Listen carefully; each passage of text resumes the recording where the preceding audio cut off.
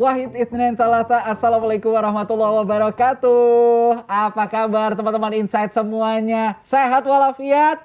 Amin, alhamdulillah. Ketemu lagi di podcast Insight seperti biasa barengan sama saya Sahil Mulahela. Kita di sini selalu mengundang orang-orang yang luar biasa, orang-orang yang selalu menyenangkan, orang-orang yang banyak ilmunya. Ilmu itu bukan berarti ilmunya tuh selalu yang berupa pelajaran gitu, enggak. Tapi perjalanan kehidupan itu juga bisa jadi ilmu gitu kan. Tapi yang jelas pada saat podcast Insight ini berlangsung, kami semua di sini menerapkan protokol kesehatan dengan baik. Mengikuti saran dari pemerintah juga, yaitu kita menjaga jarak. Makanya kita membatasi jumlah kru yang bertugas supaya bisa menerapkan physical distancing.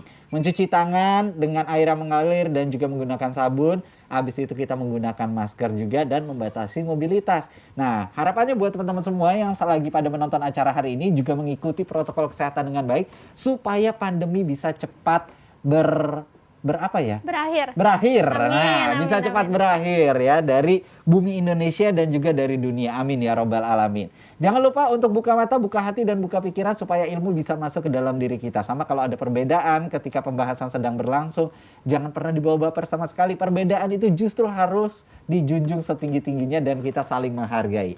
Kali ini kita kedatangan seorang stand up komedian perempuan lagi. Kalau biasanya Insight kok sering banget datangnya cowok gitu kan. Sekarang kita kedatangan seorang stand up komedian perempuan.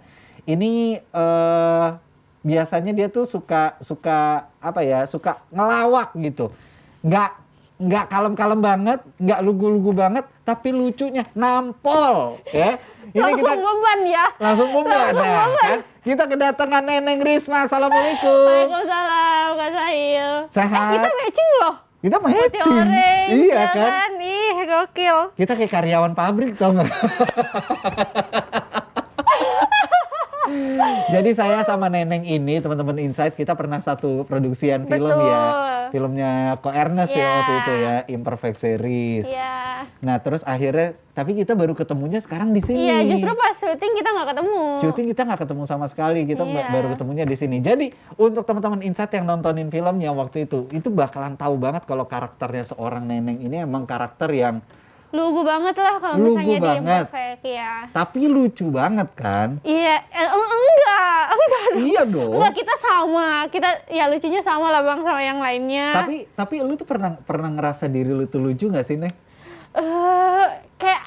Maksudnya kan kayak lucu itu sebenarnya kayak ada sense humornya. Mungkin kayak ketika Neneng sama komika-komika lain dan kita adu punchline atau adu jokes di mana kayak nongkrong terus ada yang lebih lucu, ya Neneng ngerasa kayak wah gila nih orang lebih lucu, kayak ini lucu banget menurut Neneng. Tapi kalau misalnya Neneng sama teman-teman SMA atau teman-teman yang bukan stand up komedian, ya Neneng ngerasa Neneng lucu gitu aja. Berarti tergantung situasi dan kondisi. Neneng lagi ngobrol sama siapa gitu kan ya. Gitu. Oke, jadi emang kalau kita lagi ada di satu lingkungan, kadang kita suka ngerasa diri kita tuh jadi pusatnya, tapi terkadang juga justru ada orang lain yang jadi pusatnya gitu kan. Oke, menarik. Nah, tapi kita pengen tahu dulu nih sebelum kita bahas lebih lanjut ke masalah profesinya Neneng gitu kan ya. Nah, Neneng ini tuh sebenarnya dulu waktu kecil dapat pendidikan agama dari orang tua tuh kayak gimana sih, Neng? Wah, lumayan keras ya Bang, ayah Neneng tuh. Jadi Neneng tuh memang dari TK sampai SMP lah, SMP kelas 3 itu Neneng rutin setiap hari ngaji 2 kali di tempat yang berbeda. Oh gitu? Iya. Neneng nggak pernah nonton TV. Nonton TV itu Neneng baru bisa di malam minggu dari jam 7 sampai jam 8 malam. Selebihnya Neneng sekolah, belajar, dan mengaji. Ya Allah, kenapa harus di 2 tempat sih?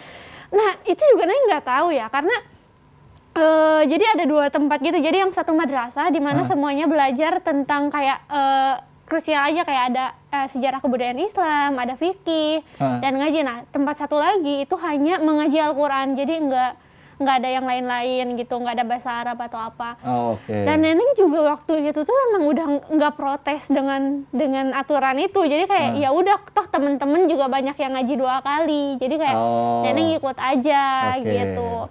Terus kalau misalnya ya paling yang Neneng dapat pelajaran agama itu ya di madrasah dan di tempat ngaji. Tapi kalau misalnya di rumah itu yang harus dipentingin kayak sholat tuh nggak boleh telat dan nggak boleh lewat gitu. Sampai kayak maksudnya ayah tuh saking kerasnya kalau misalnya nggak sholat subuh itu kayak kaki Neneng ditarik terus di apa sih kayak dilempar sejadah sholat gitu. Jadi emang kalau misalnya jadi urusan agama emang keras ya dari dulu ya pendidikannya. iya. Tapi bukan berarti itu dikasarin gitu kan. Cuman Enggak. ibaratnya orang tua tuh tegas Iya, gitu yang kan. penting disiplin karena kayak ya itu yang memang harus disiplinin gitu. Oke. Itu yang paling utama. Iya, Ayah iya, tuh iya, selalu iya. kayak gitu. Tapi pada saat dikerasin, itu gimana neneknya sendiri? Ya namanya anak kecil ya bang, maksudnya kayak ih kenapa sih orang tua aku galak banget, Ih, nggak kayak rese orang banget. iya nggak Gitu kayak kan. orang tua lain gitu ya kan. Kayak, Ngebandingin langsung. iya pasti kan kayak kita aja yang jadi anak kadang dibanding-bandingin, lihat tuh itu sholatnya nggak pernah disuruh langsung sholat, ini sholat masih harus disuruh-suruh gitu. Terus kayak ya karena mereka mah nggak digalakin gitu kan, namanya anak kecil makin dimarahin makin kayak enggak gua nggak mau gitu misalnya. Tapi ya kayak setelah SMA tuh Neneng kayak ngerasa bebas karena Neneng udah nggak perlu belajar lagi. Tapi kayak makin jadinya terbiasa karena Neneng pakai kerudung tuh sejak kelas 2 SD bang. Oh, Dimana- jadi menutup hijab itu, menggunakan hijab itu, menutup aurat tuh dari kelas 2 SMP. 2 SD. 2 SD?